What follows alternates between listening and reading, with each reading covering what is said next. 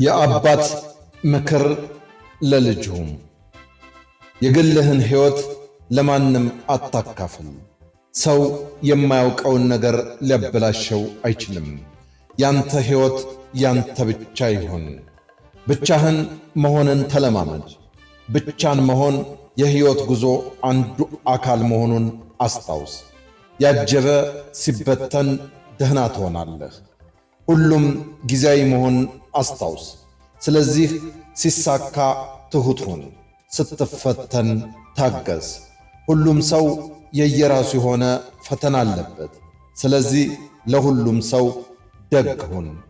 ሚስትህን ወይም ፍቅረኛን ለማስቀናት እንዳትሞክር። ክፉ ትምህርትን ታስተምራታለህ፣ ምላሹን አትችለውም። ለአእምሮህ ሰላም ቅድሚያ ስጥ። ለአእምሮህ ጤና አስብ። አስጨናቂ ግንኙነቶችን ተው። ሕልምህ ላይ አተኩር። ትኩረትህን ለሚፈልጉ ሁሉ ትኩረትህን አትስጥ። ትኩረት ፈላጊዎች እንዳታተኩር ረባሾች ናቸው። ጊዜህን ለማይገባው ሰው አትስጥ። ዋጋህን በሚያውቁ ሰዎች ራስህን ክበብ። ክብርና አድናቆት በልመና አይመጡም፣ ከሚሰጡህ ሰዎች ታገኘዋለህ። ራስን መውደድ ራስ ወዳድነት አይደለም። ራስን መግለጽ ትዕቢት አይደለም። እምቢ ማለትም ክፉነት አይደለም። ራስን ዝቅ ማድረግ ራስን መጣል አይደለም።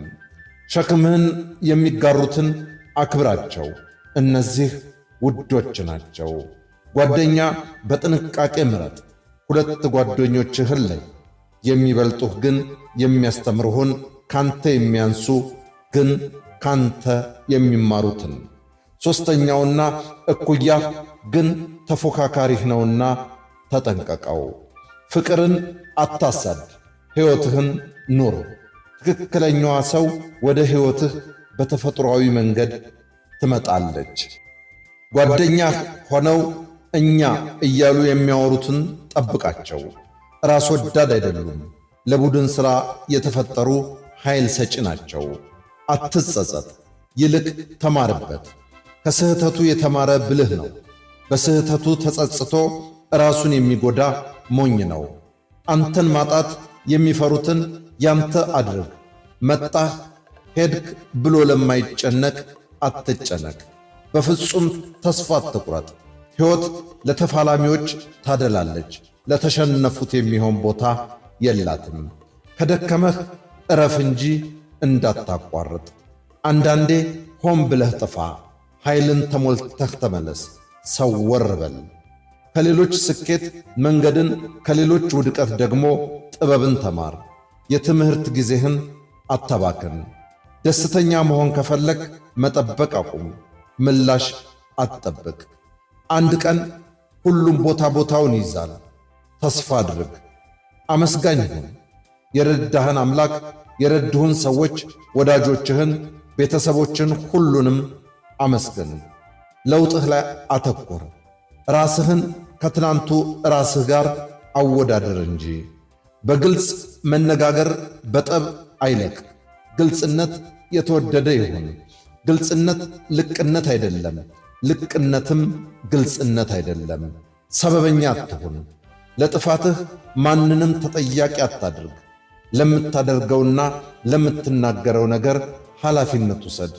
3 ሰዎችን ይቅር በል፣ ወላጆችህን፣ የበደሉህንና ራስህን።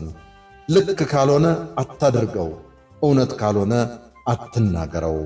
ለውጥህ ላይ አተኩር።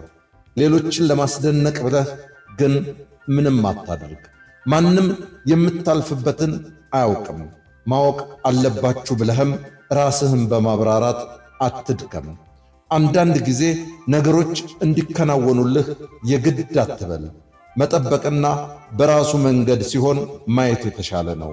ካልተጠራህ አትሂድ፣ ካልጠየቁህ አትመልስ። ከትናንት ተማር። ዛሬን በአግባቡ ተጠቀምበት። ለነገ አቅድ። ሽፈራው አርጌሶ እንዳዘጋጀው፣ በለጠ ሸቴ ዘሀገረ ኢትዮጵያ እንዳቀረበው